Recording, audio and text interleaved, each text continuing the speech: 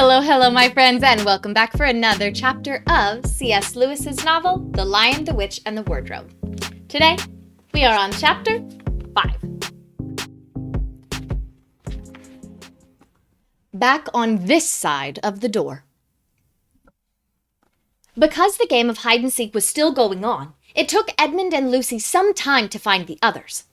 But when at last they were all together, which happened in the long room where the suit of armor was, Lucy burst out, "Peter! Susan! It's all true! Edmund has seen it too! There is a country you can get to through the wardrobe! Edmund and I both got in! We met one another in there, in the wood! Go on, Edmund! Tell them all about it!" "What's all this about, Ed?" said Peter. And now we come to one of the nastiest things in this story. Up to that point, Edmund had been feeling sick and sulky and annoyed with Lucy for being right, but he hadn't made up his mind what to do.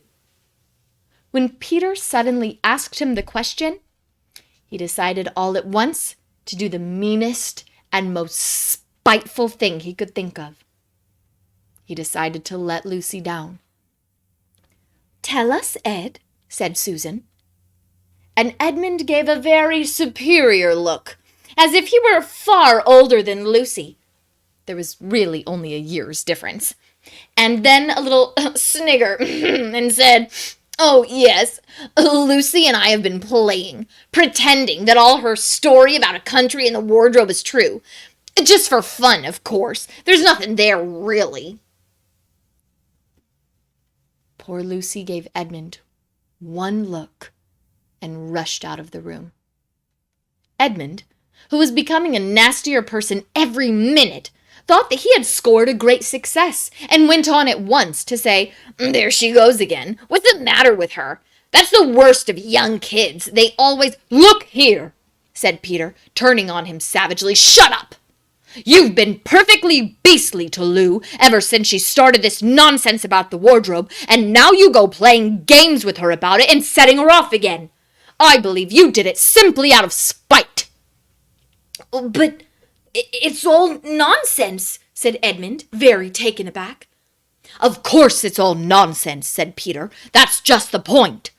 Lou was perfectly all right when we left home, but since we've been down here, she seems to be either going queer in the head or else turning into a most frightful liar. But whichever it is, what good do you think you'll do by jeering and nagging at her one day and encouraging her the next?" I thought, said Edmund, but he couldn't think of anything to say. "You didn't think anything at all," said Peter. "It's just spite. You've always liked being beastly to anyone smaller than yourself. We've seen that at school before now." "Oh, do stop it," said Susan. "It won't make things any better having a row between you two. Let's go and find Lucy." It was not surprising that when they found Lucy, a good deal later, everyone could see that she had been crying. Nothing they could say to her made any difference. She stuck to her story and said, "I don't care what you think, and I don't care what you say.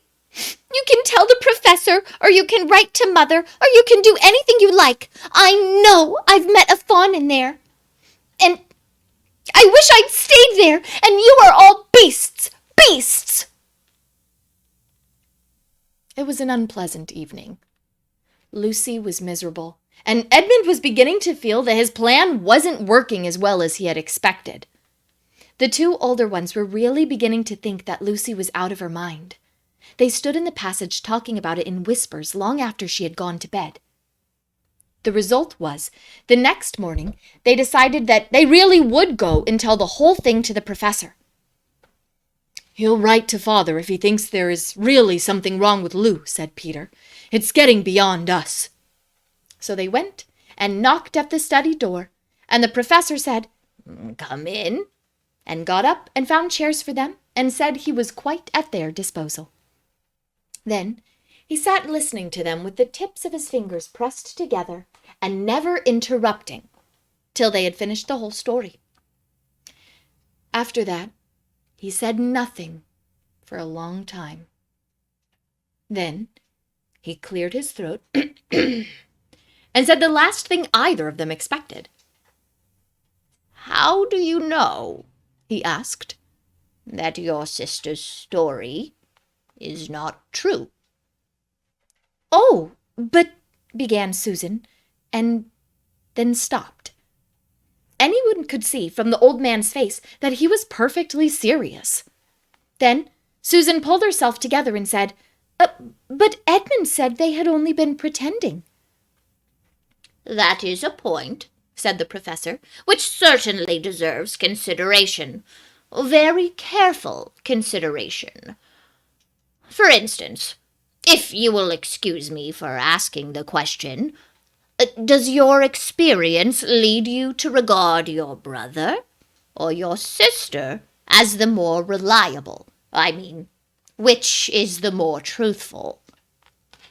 "Well, that's just the funny thing about it, sir," said Peter. "Up till now, I'd have said Lucy every time." "And what do you think, my dear?" said the professor, turning to Susan. "Well," said Susan, "in general, I'd say the same as Peter. But this couldn't be true, all this about the wood and the fawn." "That is more than I know," said the professor, "and a charge of lying against someone whom you have always found very truthful is a very serious thing, a very serious thing indeed." "We were afraid it mightn't even be lying," said Susan. "We thought there might be something wrong with Lucy." "Madness, you mean?" said the professor quite coolly. "Oh, you can make your minds easy about that. One has only to look at her and talk to her to see that she is not mad." "But then," said Susan, and stopped. She had never dreamed that a grown-up would talk like the professor, and didn't know what to think. "Logic!" said the professor half to himself. "Why don't they teach logic at these schools?" "There are only 3 possibilities. Either your sister is telling lies, or she is mad, or she is telling the truth. You know she doesn't lie, and it is obvious that she is not mad. For the moment, then, and unless any further evidence turns up, we must assume she is telling the truth."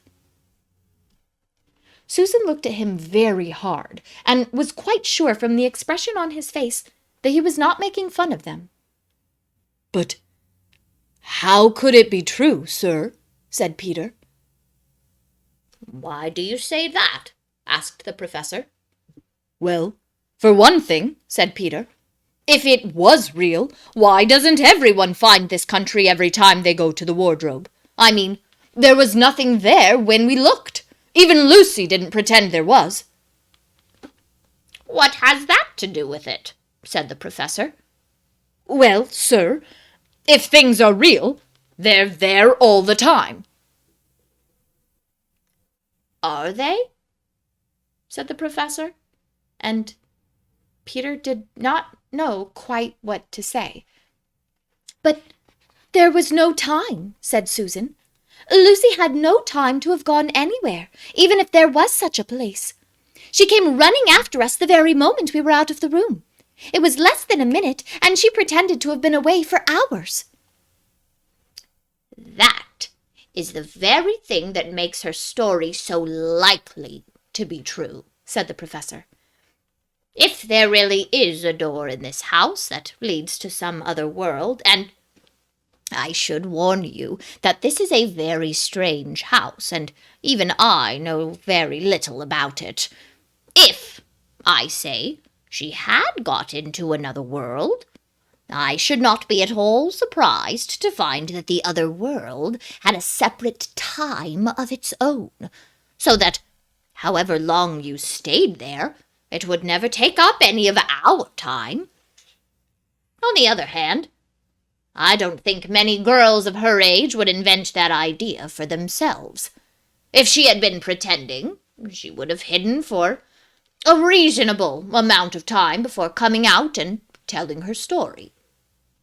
"But do you really mean, sir," said Peter, "that There could be other worlds, all over the place, just round the corner, like that. Nothing is more probable, said the professor, taking off his spectacles and starting to polish them, while he muttered to himself, I wonder what they do teach them at these schools. But what are we to do? Said Susan. She felt that the conversation was beginning to get off the point. My dear young lady, said the professor, suddenly looking up with a very sharp expression at both of them. There is one plan which no one has yet suggested, and which is well worth trying. What's that? Said Susan. We might all try minding our own business, said he. And that was the end of that conversation. After this, things were a good deal better for Lucy. Peter saw to it that Edmund stopped jeering at her, and neither she nor anyone else felt inclined to talk about the wardrobe at all. It had become a rather alarming subject, and so, for a time, it looked as if all the adventures were coming to an end. But that was not to be. This house of the professor's, which even he knew so little about, was so old and famous that people from all over England used to come and ask permission to see over it. It was the sort of house that is mentioned in guidebooks and even in histories, and well might be, for all manner of stories were told about it, some of them even stranger than the one I am telling you now. And when parties of sightseers arrived and asked to see the house, the professor always gave them permission, and Mrs. Macready, the housekeeper, showed them round, telling them about the pictures and the armor and the rare books in the library. Mrs. Macready was not fond of children, and did not like to be interrupted when she was telling visitors all the things she knew. She had said to Susan and Peter almost on the first morning, along with a good many other instructions, And please remember you're to keep out of the way whenever I'm taking a party over the house. Just as if any of us would want to waste half the morning trailing around with a crowd of strange grown-ups, said Edmund, and the other three thought the same. That was how the adventures began for the second time. A few mornings later, Peter and Edmund were looking at the suit of armor and wondering if they could take it to bits, when the two girls rushed into the room and said, "Look out! Here comes the Macready and a whole gang with her!" "Sharp's the word," said Peter, and all four of them made off through the door at the far end of the room. But when they had got out into the green room, and beyond it, into the library, they suddenly heard voices ahead of them, and realized that Miss Macready must be bringing her party of sightseers up the back stairs, instead of the front stairs as they had expected. And after that, whether it was that they lost their heads, or that Mrs. Macready was trying to catch them, or that some magic in the house had come to life and was chasing them into Narnia, they seemed to find themselves being followed everywhere, until at last Susan said, "Oh, bother those trippers! Here, let's get into the wardrobe room till they've passed. No one will follow us in there." But the moment they were inside, they heard voices in the passage, and then someone fumbling at the door, and then they saw the handle turning. "Quick!" said Peter, "there's nowhere else," and flung open the wardrobe. All four of them bundled inside it and sat there, panting in the dark. Peter held the door closed, but did not shut it, for, of course, he remembered, as every sensible person does, that you should never, never shut yourself up in a wardrobe. And that ends Chapter 5. Catch us back next time for Chapter 6.